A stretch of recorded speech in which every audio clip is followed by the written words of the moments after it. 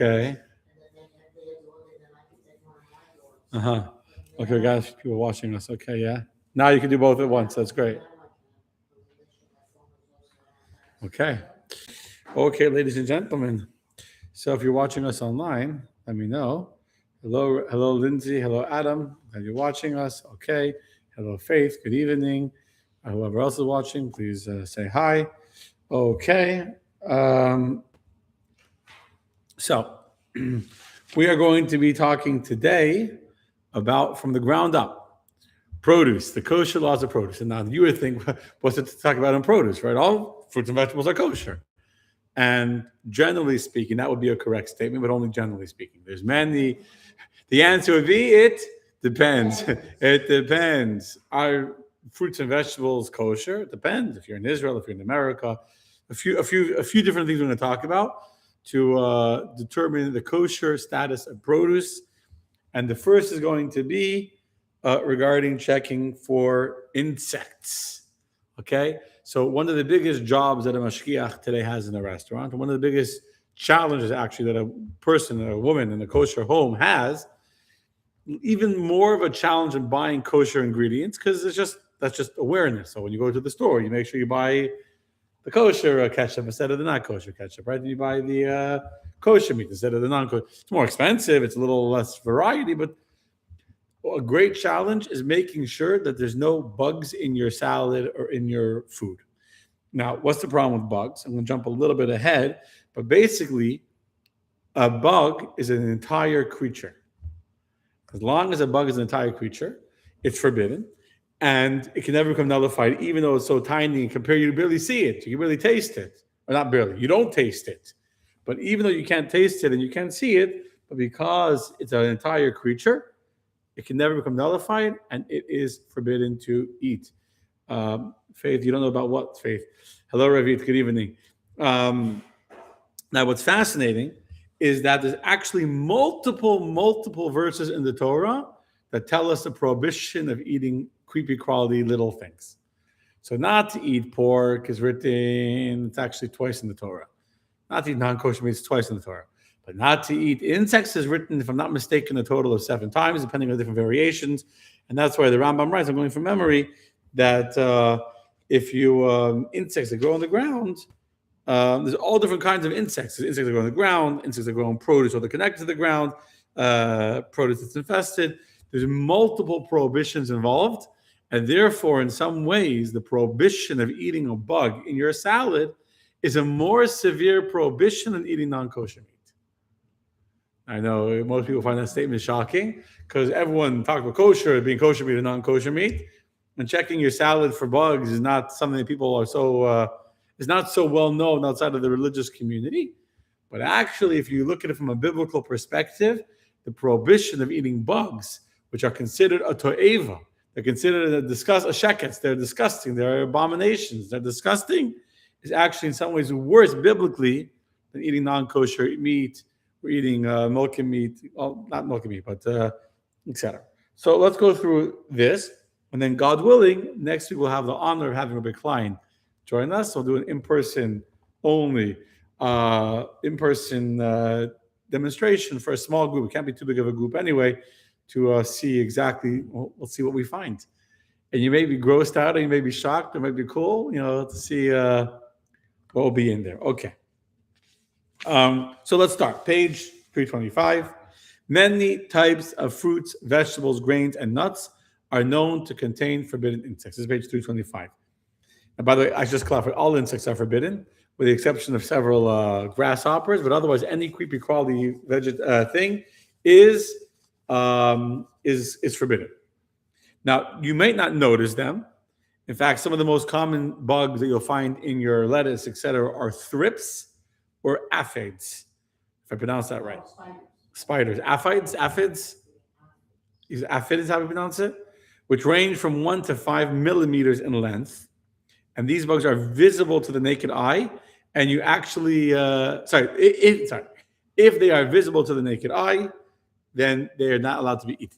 So you don't need to use a microscope, just to clarify, you don't need to use a microscope to check your lettuce.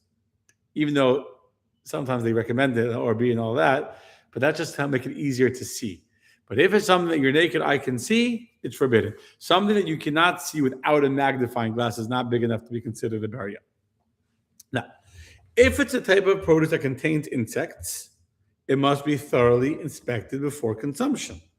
The likelihood of infestation depends on type, season, place of origin, and other factors. For example, blackberries and Brussels sprouts in the United States are commonly infested, while cucumbers, green beans, and nuts and onions are usually bug-free. Furthermore, the most effective checking method for infested produce varies depending on the specific type of produce, how you're going to check it. So if you're eating an onion or a cucumber, you don't need to check you don't need to wash it. Washing a cucumber is a good idea for cleanliness. From a kosher perspective, you can take a cucumber right out of the bag and eat it. That's fine, because there's no likelihood of there being bugs in the cucumber. But if it's a piece of lettuce, you can't just eat it. You have to check it to see, because we know that lettuce can have infestation, and therefore you need to check to make sure that it does not have bugs. There are different online guides that you can use for checking methods, and on page 326, 327 is a pretty comprehensive list. I don't know why they didn't recommend, in my opinion, it gives here a recommendation of lists from the OU, CRC, Star K. I personally would recommend the OK. How are you, Dasa? The OK has a very good guide checking that they printed a few years back. I mean, it's not up to date anymore. But the OK made a very, very good guide, like a printed booklet that I have on checking for different species. Let's go through this quickly. And truly, maybe not so quickly at all, because you know what? Maybe we can do it at all. Because next week we're going to have Rabbi Klein here. Rabbi Klein is an expert, the head of the ORB. And I'm going to leave all of this discussion of the different kinds of species and what it does or doesn't have insects. I'm going to leave it for next week. We'll go into detail. Deal? Okay. Deal. Now, a few things that you should know, though. Even if a package is labeled pre-washed, or it says washed and ready for use, that does not guarantee that it is bug-free. However, you can go into Aroma, for example, or the Grove, and there they sell certified kosher vegetables, meaning lettuce, etc., where the mashkiach in the store, the mashkiach in Aroma, sat and washed the lettuce, and so now they're selling it to you, obviously at a premium, but it's already been washed and checked, so you don't need to do it and wash it yourself. Okay. The specifics we'll talk about next week with Rabbi Klein, and we'll go into all the details then, because there's many other things we want to talk about. Now, as we said, the prohibition of a bug, even though you can't taste it or see it easily, is because it's not nullified. Normally, if you have some non-kosher ingredient in your food and you can't taste it, is it kosher? Normally. Let's say you put a piece of pork into your food. Small little piece of pork. It's so small you can't taste it. Are you allowed to eat the food? Yes, but there's so much else. And Randy is correct. It's called batul b'shishim. Nullified in 60. You can't do it on purpose. You can't knowingly go put the pork inside your food. But if you found out after the fact that you can have my mistake even, you know before you eat it. After the fact, I take that back. You know that someone put it in there. Doesn't make a difference. If it's nullified 1 in 60, you found out one of your spices is forbidden, but that spice might be different also. Batul b'shishim. However, a bug is not batul b'shishim. Why not? Because it's whole. It's whole. Since it's whole, it's an entire creature, it can't become nullified. Understand? What does that mean? What does that mean? That if, before we go to what does that mean? I see he brings over here on page 330, the concept of a beria. A beria means a creature. It's an organic creature like a bug. It does not become nullified in a mixture as long as it remains intact. And therefore, even though you cannot taste this beria, you cannot taste the thrip in your salad, it's not adding anything because it's an entire species, it's an entire creature in its original form, it's not nullified. What does that mean? What's the implication of that? If the beria is no longer intact, it can become nullified, which means that when you're cutting salad, it's very possible you didn't cut the little thrip, or the little aphite or whatever other little bug is there. But when you're making a puree, when you're blending it, what happens when you blend it? That bug that was in the, let's say the strawberry, for example, strawberries can have bugs. But if you put a strawberry into the blender, it gets chopped up. The moment that that bug is no longer whole, now it's perfectly edible protein, and there's no problem whatsoever with eating it. Now, are you allowed? Okay, is that clear? So in general, you don't have to wash strawberries before you puree them, or any like you can put a strawberry in, or you can buy frozen strawberries, even though they're not washed, right? But it's frozen strawberries, and you don't need to check them. You can't actually wash and check frozen strawberries anyway, but you don't need to. You dump them in the puree, no problem. However, are you allowed to knowingly take a piece of pork and put it into your soup, even though it's batel b'shishim? No. Batel b'shishim only is where I'm not sure, or it's after the fact by mistake, right? If you know that there's a prohibition here, you can't go put it into your salad or into your food and say it's going to be batel b'shishim. So therefore, if you're eating a food that we know for a fact has a bug, you can't put it into a puree and say, oh, it's going to be chopped up. You can only puree without checking something that possibly has bugs, but it's not for sure. So something like a strawberry, where you're not 100% sure, so then it'd be allowed. A banana. Banana's not infested. You don't find bugs in bananas. Bananas don't need to be checked. But bananas, for sure. Something that only has on a rare occasion, let's say an apple. Okay, could an apple have a worm in it? It could, but is it likely? No. So it's not common at all. And by the way, you would see the worm anyway when you were eating the apple. It wouldn't you don't need to check you'll see it. But so you don't need to check an apple before you eat the apple to make sure there's no worms in there, because it's not that often that you find a worm. But same with banana, like they don't, even banana that have like fruit flies, hovering over, they're not going to actually be inside the banana. They're going to be on top of the banana. Take the banana away, there won't be any flies. But a strawberry is a good example of something that you would puree, or blueberry. It doesn't really have blueberries that you can't. However, something which is completely guaranteed to have infestation, for example, raspberries or blackberries or curly kale, which are things that are known to be infested. These things are not allowed to be pureed without checking them first. And so that really depends on the season.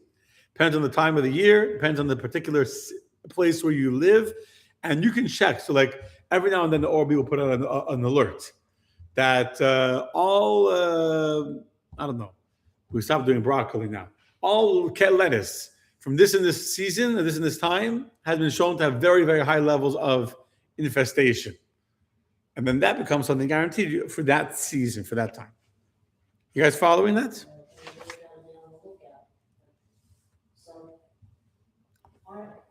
does it make a difference if it's like regular or organic? Organic, yes. So the question is there a difference in regular vegetable, strawberries, and organic? There is a difference. Organic is almost always worse. Why? Exactly. Because on organic, officially anyway, they don't put pesticides. So therefore, you end up with much higher bug content than you would on the regular, commercial. I'm using the example of strawberries, which do have pesticides, and which is, by the way, another reason why it's good to wash them and check them, because you're getting all the chemicals and whatever garbage is on them anyway. So from a health perspective, it's good to wash them regardless. You're surprised at how dirty some vegetables are. You see this. Some are very dirty. It's great. Even with rice and with barley, to wash barley, okay? So, but barley, for example, before you make a cholent, the barley has to be washed. How do you wash it? No, you boil it. That's already cooking it. You're putting barley in the cholent. So before my wife makes the barley, puts the barley in the bag that I bring to shul for the cholent, she puts it into a big container. No soap, just water. She mixes it a little bit and lets it sit for a minute. And if there's any bugs, they'll rise to the top. When you shake it around, any bugs that were on the barley will come off and they'll float to the top. And when they float, then you'll see, and you can see right away on the surface of the water, you'll see. but the water is always dirty, even though it's clean barley. I remember when I was in China, we wanted To wash it, yeah. not for just for cleanliness. Yeah, but I'm saying like, so I've done it myself. My time I made the challenge, whatever. It's not like you put the barley in the Rubbermaid, whatever. Put in the extra water, scrub it around for a minute, just with your hand, and then just let it sit for a minute. And you'll see all the dirt comes to the top. And we want to say anything that comes up, we have Yeah. It's disgusting. Yeah, you see the dirt comes off. Okay. Now, so based on what we have learned, you might think that if you go to a smoothie bar, if you go to some, let's say, 2J's or not 2J's, what's that place that makes smoothies? What? Grub? Okay, there's another, okay. There's some fruit place I'm thinking of. I don't know what it's called now, whatever. Go to some place that makes smoothies, juice something, not 2J's, juice something, whatever.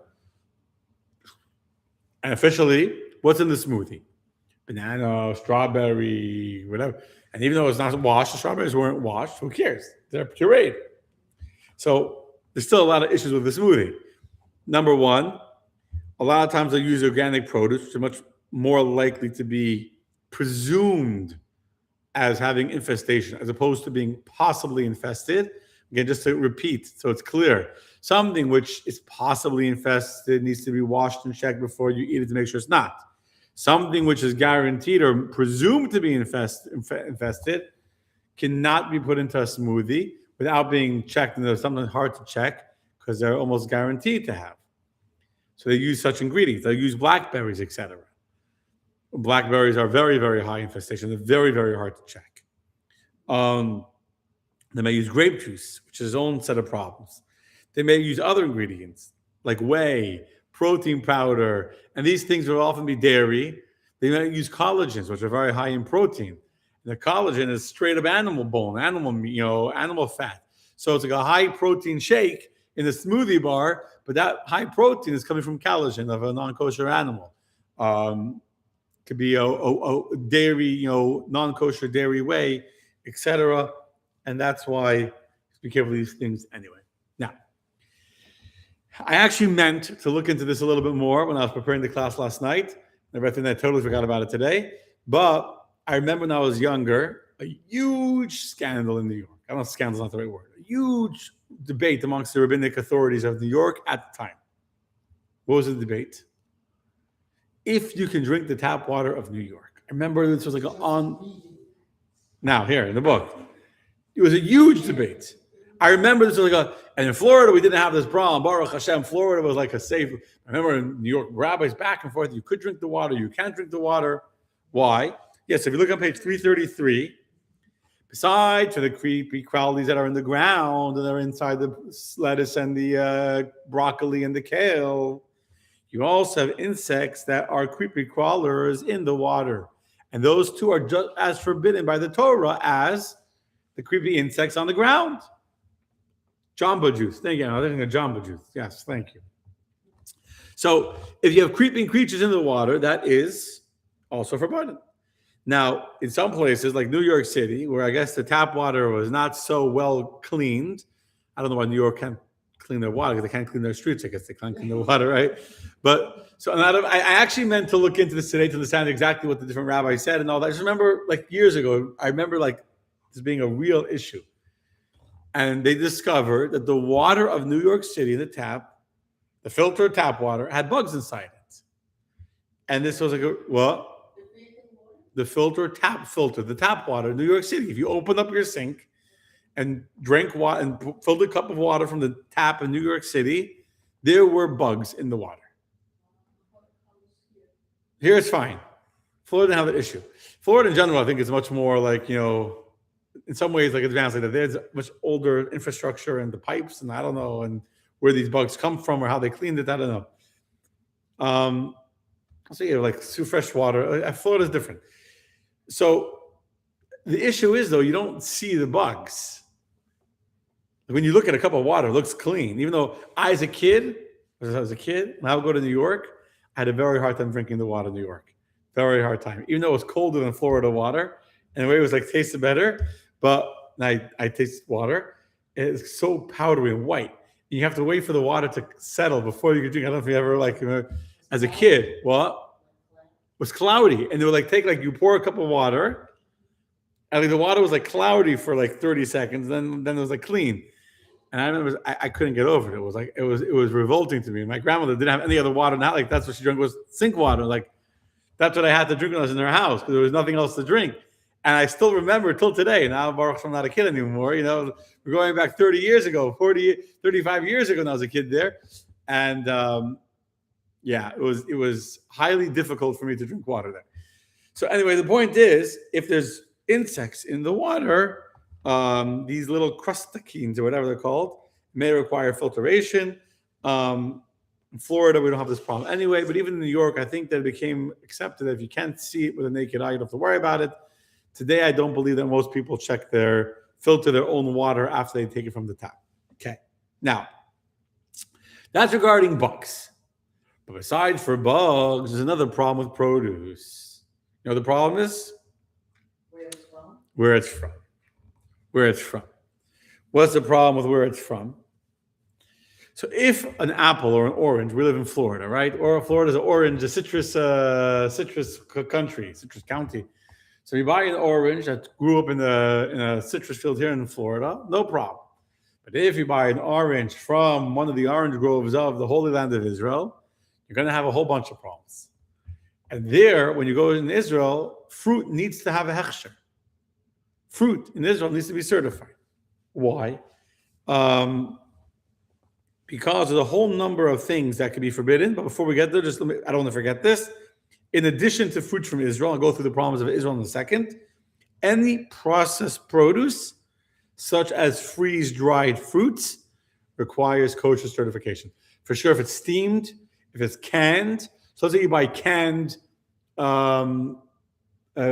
pears, right? They have they're cut and they're sitting in juice or something like that. Canned pears or canned pineapple absolutely needs to have a kosher certification on it, and triangle kit does not count. Frozen fruits and frozen vegetables generally are okay frozen without kosher certification, as long as there's no additives other than salt and citric acid, which are not a problem from a kashrus perspective. So if you buy frozen strawberries, you're going to put into your puree. It's okay. You don't need it. They don't need to be kosher. I mean, they are kosher. They don't need to be certified as kosher. Is what I mean, right? Buy frozen green beans. Green beans are not an infested kind of thing, so you can buy frozen green beans, make a green bean whatever. That's fine, because even though they're frozen, they're just as long again there's no additives in them. It's fine. They don't need to have a kosher certification. Just like if you're buying fresh green beans, it's fine.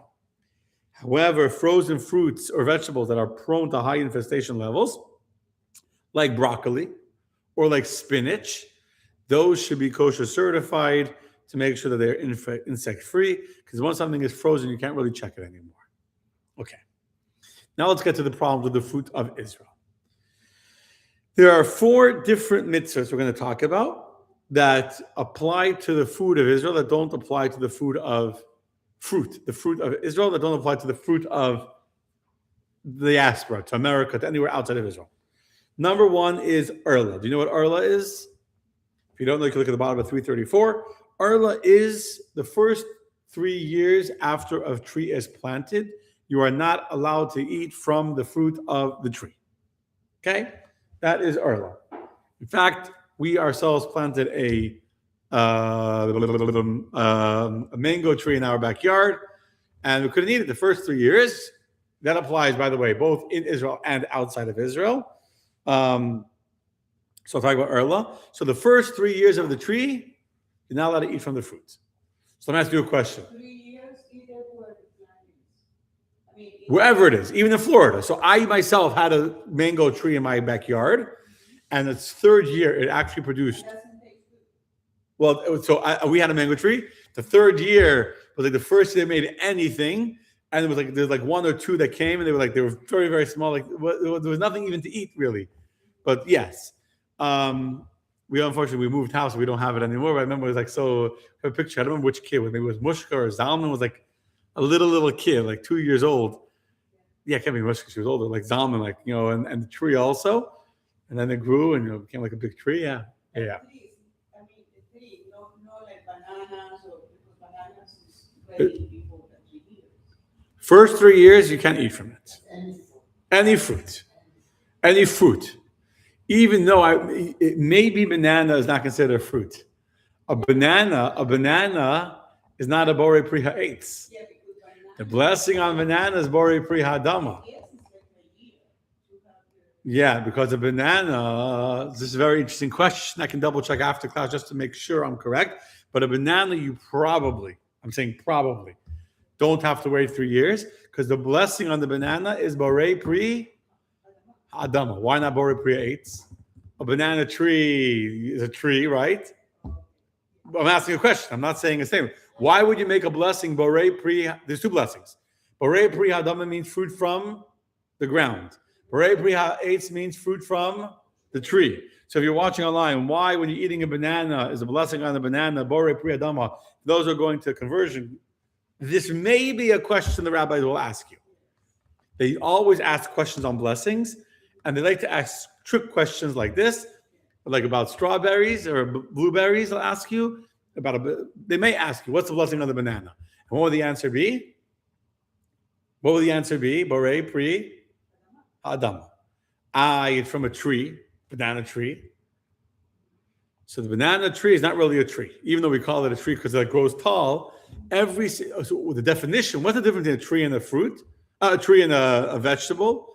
A tree, the entire tree remains from year to year, and just the fruit grow. As opposed to a vegetable with a whole vine, like even berries that are considered not a fruit. Berries are considered ha'adama because the whole vine grows. Yeah. Yeah. It grows out a new thing, grows every single year. Just like a vegetable, it's a new vegetable. The whole thing is new. So even though the berry, might be the root might be there, but the actual berry vine, whatever it is fresh. It's new. So too, the banana inside or whatever it is, it's a completely new thing that grows. Cut the banana from it, it dies, and a new one grows in its place. And that's why it's borei pri ha'adama. So then maybe there wouldn't be the laws of Earl on the banana. But let's say an apple. An apple's a tree. So if you grow an apple tree and on the third year, the second year, there's already apples growing, you're not allowed to eat them. So I have a question. And this applies both in Israel and in Florida. So I have a question for you, Randy. When you walk into Publix, you see apples in the produce section. Why don't you have to worry? Maybe this apple is from a tree that's only 2 years old. Or even 3 years old. It has to be after 3 years, right? So the third year you can eat it. So maybe this citrus, this orange, is from a young citrus tree that's not more than 3 years old yet. Why are you allowed to eat the apples and the oranges in Publix without getting a certification how old the tree is?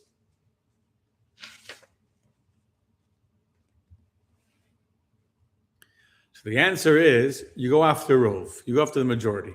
The majority of apples in Publix are from a tree younger than 3 years old or from a tree older than 3 years old. Mostly older, right? Tree they produce, I don't know. Now we don't know because everything is genetically modified. So Okay, even genetically modified, still growing on a tree. It's not growing in the laboratory. Say when you go into Publix and you see 1,000 oranges there, right? Even if they genetically modified the tree, that it shouldn't have any seeds, for example, it still grew off a tree, right? Still grew on the tree. They just genetically modified the tree that it should be more plump, more juicy, whatever. But it's still an orange that they picked off a tree. The likelihood, the majority of oranges in that bin in Publix are from trees that are going to be 3 years or younger or older. Older. That's the majority. No, I mean, they have trees growing for many, many years. It's an orchard. They don't chop down and grow new trees every year. but sometimes when it's genetically modified, like a young tree, they do the old branch for the old tree. Oh, grafting. Yeah. That's grafting. Attach, Okay. So you're bringing up a very good question, which is when you graft an old tree with a young tree, does it now have the status of the young tree of the old tree? But either way, it's a complicated question. It depends what it grows from, and it's not a simple answer. But generally speaking, we can assume unless we know otherwise. So if I know that this tree came from my backyard, you can't eat it. But when you go into Publix, you can assume that the majority of things are. However, in the land of Israel, you can't make such assumptions because the prohibition is in here. When we do it, it's rabbinic, so therefore we can be lenient. Whereas in the land of Israel, since it's a biblical prohibition, you are not allowed to assume that it's over 3 years old. You need to verify. And therefore, we have to verify that it is not Orla. Okay? Now, there's something called Neter Revai, which is the 4th year, but today what they do in Israel, they just redeem it with a coin, and they put the coin in the ocean. In America, those laws wouldn't apply anyway, so you don't have to worry about it. Okay. So that's regarding Orla. Next, we have a prohibition in Israel called Shemitah. You know what Shemitah is? 7 years. Correct. Every 7 years, the land needs to be allowed to rest and to remain fallow, and you're not allowed to plant during the 7th year. Which means that when Shemitah year comes around, and Shemitah won't be for another 2-3 years, probably we already have, whatever, when the next year Shemitah will be, all of a sudden you're going to have fruit coming from Israel. And if it's coming during a Shemitah year, that will be a big problem, because if it's a Jewish-owned farm, you're not allowed to buy, you're not allowed to plant, you're not allowed to eat the produce of Shemitah. Now, again, I don't want to get too into the halachic debate about this, just because you'll be curious. I know Randy wants to support Israel, know all about Israel. So in Israel today, it's a big fight or a big rabbinic discussion what to do with these fields. Some people are very, very religious, and they indeed have some kibbutzim even that are like religious areas, and they don't touch the field the entire Shemitah year. That's the entire income of their community. They don't touch it. You see, I remember seeing again, like the last Shemitah year was, I don't know, 3-4 years ago, whatever it was, 5 years ago. I don't remember exactly how many years, a few years ago. There were beautiful videos of the farmers, religious farmers, who the day before Rosh Hashanah, which is the last day they were allowed to work in the field, are leaving their fields with a tremendous celebration, with music, and they're dancing, and they're like blasting music, that they're going to fulfill the mitzvah of keeping Shemitah, and they're not going to work for the next year. I mean, they'll work to find other ways to make a living, but they're not going to work in their fields. They're going to leave it alone for a year, and there's music and everything that they're doing the mitzvah of Hashem. It's beautiful. Now, some farms, what they do is they sell it to Arabs, and they sell it to they rent it. They sell it to the Arab, and the Arab leases the farm for a year, but it's Arab. And some, there's a whole similar to what, but not the same. Is what we do before Pesach. What do we do before Pesach? Sell the chametz to the guy, but it's still sitting in our house. And for some intents and purposes, we own it, although really halachically we don't. So there are some rabbis, the Rabbanut of Israel allows, this is starting from the beginning of the founding of the state of Israel, where not plowing for a year was a big challenge, where they allow Jewish owners to sell their fields to an Arab or to a non-Jew for the year of Shemitah, with a shtar, with a whole document, and many rabbis don't accept it, and it's a trick, and unlike whatever, it's a complicated discussion in Jewish law. We're not going to get into it. You just know that there's a concept such as that, which is why when people go to Israel, like myself, that are very strict about these things, and even though it's something that's kosher, Rabbanut, I don't eat Rabbanut, because the Rabbanut, one example is they may allow fruits and vegetables from a farm that was planted during Shemitah based on a fake selling of the field to a non-Jew for the year of Shemitah that many rabbis don't accept. You understand? Okay. When they said the field, people they could eat everything. What do you mean they could eat everything? I don't understand your question. I mean, suppose the land is with mango tree. Yeah. They sell the tree. They sell the whole field. Yeah. To a non-Jew. Yeah. Yeah. They could use it. Who's they? The non-Jew or the Jew? They know you. Yeah, so really, if they sell to a non-Jew, it belongs to the non-Jew. And by the way, you can buy produce in Israel from Arabs, which is part of the whole debate. So people are saying, so because you want to be religious, so what are you doing? You destroy the Jewish farm, and now you're supporting the non-Jewish farmers.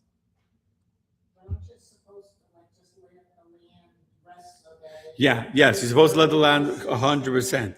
But you also need to eat. The people living in Israel still need to eat salad that year, right? So where are they going to get vegetables from? Shemitah. So either they're buying from Jewish farms that are quote unquote sold to non-Jews, or they're buying from non-Jewish farms that are really owned by non-Jews. So some people don't like that. Understand? It's a complicated. We're not going to get into it in detail. I just want you to understand the halachic issues involved. And if you ever travel to Israel during a Shemitah year, you'll understand why you'll see on every certificate different levels of Shemitah. For example, I have wine in my house that's from Shemitah years. I know 20. No, I know. Because when we were in Israel, 2022, if I'm not mistaken, was a Shemitah year. Because the wine, I'm almost sure it's 2022. Because if you look at the wine from 2022 from Israel, it's hard to find such a bottle already. It's a little few years ago. You'll see in the Hebrew, if you read Hebrew, there'll be an expression, loich shash or lo shmita. Shmita, not even a question about shmita. Some will say that it's kosher, and some will say there isn't even a question, meaning it's not that it's kosher and we sold the vineyard, quote unquote, to a non-Jewish owner, but this is from legitimately non-Jewish, produce or from outside Israel. When I went on the men's trip, so it's when the men's trip was 2025.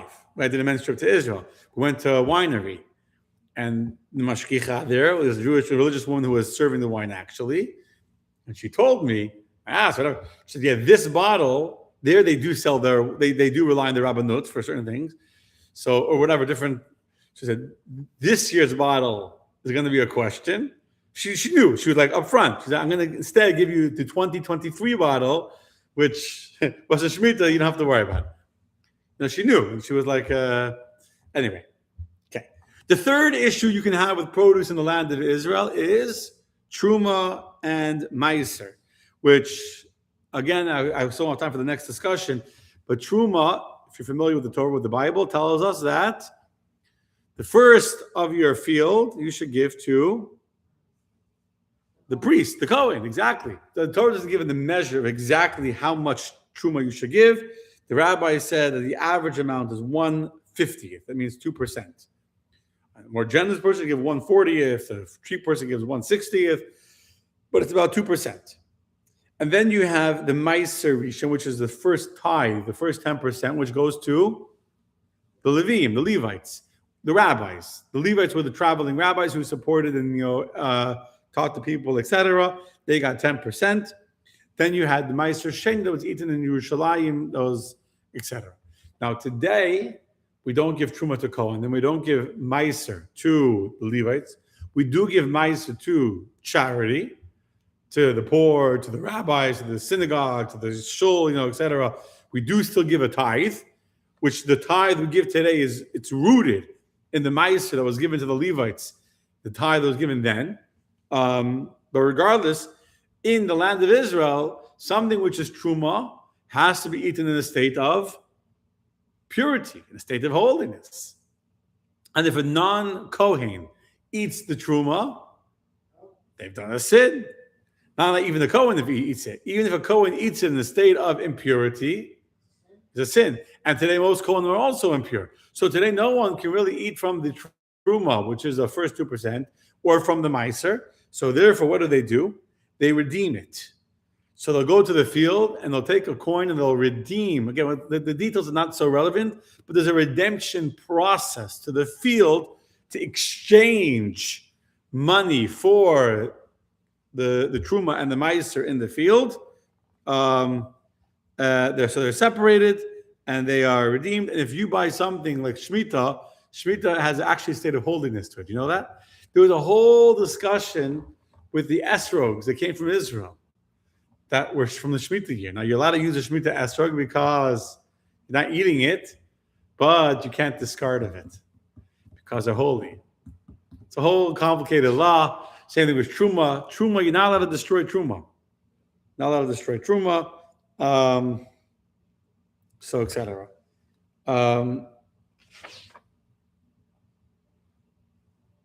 By the way, okay.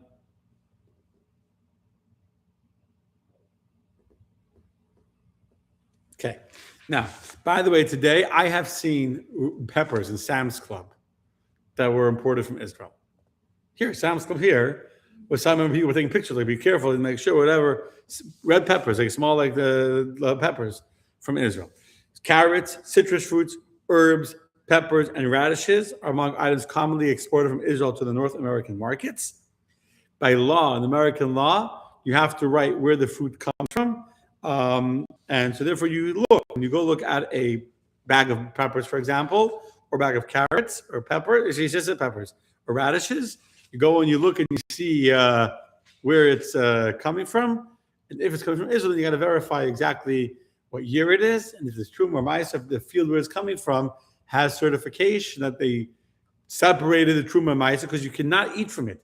A field where truma and ma'isa was not separated is called tevel. I don't overwhelm you with the words, but it's called tevel, and it's not allowed to be eaten until they separate it. So you got to be careful. I remember seeing in Sam's Club pictures going around the Sam's Club selling Israeli peppers, etc. Okay. And it's still not Jewish. I know. Friends say, like, imagine normally you get excited. Oh, look, they're selling Israeli products. Everyone go buy it, support the Israeli business. Here's the opposite. Like, be careful. Don't buy the Israeli one because there may be a problem that it's not kosher. Okay. Now, so that's regarding fruits and vegetables, and I want to get to grain. But this clear? Any questions before I go further? Okay. Now let's talk about grain. If you go into a bakery or into a Roma in the Grove, or go into Shlomi's, you will see on many packages of cookies or pizza on the rave, they stopped and took it off now, something called yashan. You've seen that word, Randy? You've seen it. You've seen the word yashan. Do you know what it means? Yeah. No, you're not sure. I mean, that is not made for a goy. No. That's Pas Yisrael. Oh, okay. Okay, so on a baked product, and if you're watching me online, if you know what yashan is, first of all, you've seen the word yashan on crackers or cookies or bread, comment, let me know. So there's two things you're going to find on a baked product. Obviously, the word kosher. Usually say kosher parv. Usually baked things are parv. It will say Pas Yisrael. Pas Yisrael means that it was baked by a Jew, where the Jew turned on the fire, and so therefore someone like me who only eats bread baked by a Jew can eat that. And the second thing you might see on the label, not as common, is the word yashan. Now, the word yashan, no one's commenting online. I'm not sure. What? You know, and look. We'll go look if you want after. I should have gone to the kitchen. Fine, I'll be able to go. Should have brought something. I will say yashan on it. It'll be right next to the OU, right next to. Not only that, even if you look at certificates on the ORB, if you go look at a certificate for Shlomi's Bakery, for example, it will probably have if it's yashan or not.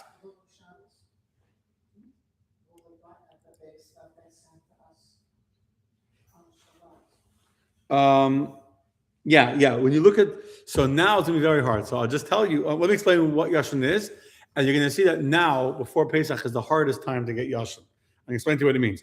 No one watching online comment if they do or don't know what yashan is, but that's okay. So, what is yashan? The word yashan means old. That's what it means. That's a great way of marketing produce, by the way. The bread we're selling you is old. Yum. I want some of that old flour. Now, the reason why it's important is one of the 613 prohibitions in the Torah is not to eat chadash. Chadash means new. Very good, Ren. What's new? New is new grain that was from the current harvest year that Pesach has not yet passed. Which means today, as we're teaching this class, is the 29th day of the month of Adar. Actually, tonight's already Rosh Chodesh Nisan. 29th day of Adar. Okay? Now, the 29th day of Adar, what happens? You harvest this grain today. Okay? It's the beginning of the spring, whatever. You have a winter harvest. You have a spring harvest and a winter harvest. The winter harvest already grew, and we harvested it. Says the Torah, you're not allowed to eat this grain yet. Why? Because it's new. It's chadash. You need to wait until the second day of Pesach. On the second day of Pesach, there was a special offering brought in the times of the temple called the Omer offering. If we count the 49 days of the Omer, what's the 49 days of the Omer? The Omer was on the second day, the day after Passover. In temple times, that Pesach was, the holiday was one day. On the day after, which is what we would call today the second day of Pesach, when we start counting the Omer, until 49 days later, when in the temple they were bringing 2 whole loaves as a special Shavuos offering. But regardless of what they did in the temple, what's relevant for us to know is that any grain that is harvested before Pesach is considered, not only harvested, take it back, any grain that took root and was harvested before this year Pesach is considered chadash. It's new. The Torah says you're not allowed to eat new. After Pesach, after the second day of Pesach, which is the day that we bring the Omer offering, now it becomes last year's produce because we brought the Omer offering, and the Omer offering allows us to eat from anything of last year's produce. Is that clear? Yes, no, maybe? Should I explain it more? After the second day of Passover. Yeah. You see on page 338, there's two key terms there. The first one is chadash, which means new, which is basically any grain from the current harvest year that's forbidden until the second day of Pesach. And then yashan, which means old, is the grain from last year's harvest, meaning that we're after Pesach, and that grain is from the year before Pesach. Okay? And that's a prohibition black and white in the Torah, where the Torah says not to eat any chadash, any new grain and kernels and wheat, etc., any of the 5 grains, until you bring up the Omer offering that was brought on the second day of Pesach. Now, in the Torah, when the Torah says this, the Torah says that this will be for all time. In all of your dwellings. In all of your dwellings. So now, all your dwellings. Question is, does that mean that even today the mitzvah applies just like it did in temple times? Or is this a mitzvah that only when we had the temple and now it doesn't apply anymore?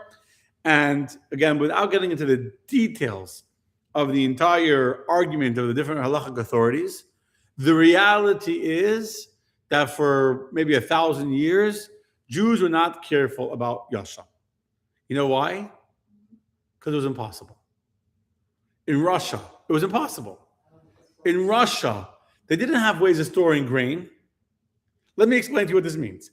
Right now, today, the only grain we're allowed to eat is grain that took root before last year Pesach. That's 12 months ago, 13 months ago. Before last Pesach? Yeah, right now. Today's the 29th day of Adar. In order for me and you to, according to the rules of Yashan and Chadash, now we're at the end of the agricultural year that begins on the second day of Pesach, right? Which means that today, any of the 5 grains that we want to eat has to be grain that was from 13 months ago, before last year Pesach. Now, today we live in a time where things are stored in airtight containers, and there's production, and there's ways of preserving things and storing things. But if you lived in Russia, or in Europe, or in Poland, or in any of these countries, especially in the European country with very bad winters, right? And everything was wet and moldy and rainy. Was there a way to store grain without it getting moldy and infested for 30 months? No. So no one did it. And this is a historical fact. Even the greatest tzaddikim, the Rebbes, weren't careful about Yashan because it wasn't possible. They didn't live in dry climates where things could stay fresh all year. They lived in wet, rainy, wintry climates where things, they would rot. They didn't have a way of storing it airtight that it wouldn't become full of maggots and infested and ruined in the weather. And therefore, the Chabad custom, the Rebbe's approach, was that since the earlier Rebbes were not careful in keeping Yashan, therefore, they obviously relied on the opinion of the Bach. The Bach is the Bayis Chadash who writes clearly that the laws of Yashan don't apply today. They only apply in the land of Israel, only during temple times, if I'm not mistaken. And therefore, we follow the ways of what our earlier generations did. And that's what Jews did before. And we don't need to change the tradition, etc. And that's what. However, many religious Jews today have decided, listen, we live in America. And just because 200 years ago, Jews had no way of doing this mitzvah, today we could. And therefore, it's become very popular in some of the Jewish community to once again start being careful with the mitzvah of Yashan and Chadash, of not eating the new grain. Started, if I'm not mistaken, with Rabbi Soloveitchik in Chicago, if I'm not mistaken. I once read years ago a whole thing on this. He was the first one in America to really make a push. And I think the first Yashan bakery was in Chicago, if I'm not mistaken, that had flour. They kept the flour. They ordered enough. Meaning, what do you have to do? In the summertime, everything is Yashan, right? Because now we're at the very end of the year. We're in the beginning of the very beginning of the spring, right? Feels like winter outside, but we're in the very beginning. But whatever grows in June, July, and is harvested in the summer, when did it take root? Before Pesach. So the harvest of the end of the spring and of the summer, that's so when they're selling in the stores in June and July, which was harvested in May, took root in March, beginning of the spring, basically. So then you have to buy enough flour for the whole year. You have to store it in a way that it won't get ruined, won't get moldy, won't get contaminated, won't get, and make sure you're only using flour that's Yashan flour. Obviously, it's a little hard to do. It makes you more limited in your choices, but today it's become much more popular to want Yashan. Now, let me explain a few more things. As I already mentioned, the laws of Yashan and Chadash only apply to the 5 grains. What are the 5 grains? Wheat, barley, spelt, oat, and rye. Okay? Now, in the U.S., in America, rye and spelt are winter crops. Winter crops means that they're planted in the fall, they grow over the winter, and they're harvested in the spring. So when you buy spelt and rye, usually in America, it's going to automatically be Yashan, meaning what you are buying now, the spelt in the store, grew during the winter, was harvested Pesach time, so it's old because it took root before Pesach.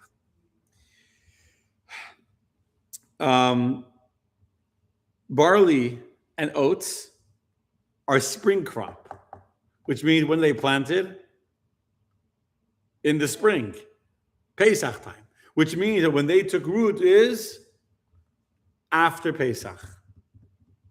So when you go to a typical store, you go to Publix, and you buy a thing of fresh barley or fresh oats, most likely it was planted after Pesach of this year, and it's going to be Chadash. Okay? Until next month, it'll be considered Chadash. Wheat is the most complicated, and wheat is also the most basic ingredient because there's 2 kinds of wheat. There's a spring crop and there's a winter crop. They grow wheat in the spring and in the winter. So when you go to buy flour in the store, today in America, you actually, if you want to keep Chadash, or Yashan rather, I should say, you need to know the barcode, like the produce number, when it was harvested. And there's actually websites, etc., that keep track of this. And you can go look online and you can see, Publix is selling, it's not really Publix, it's whatever the brand is. I don't know. What are the brands of flour? Give me a brand of flour. I don't know, whatever. You don't need brands of flour. Okay, me neither. Yeah, whatever it is. King David, I don't know, whatever. King David flour, if the serial number starts with the numbers 2, 3, 4, then you know that's from a batch that's from after Pesach. If it starts, the serial number is 7, 2, whatever, that's from before it, whatever. Whatever, it's okay. Now, so that's regarding the laws of Yashan and Chadash, and that's why.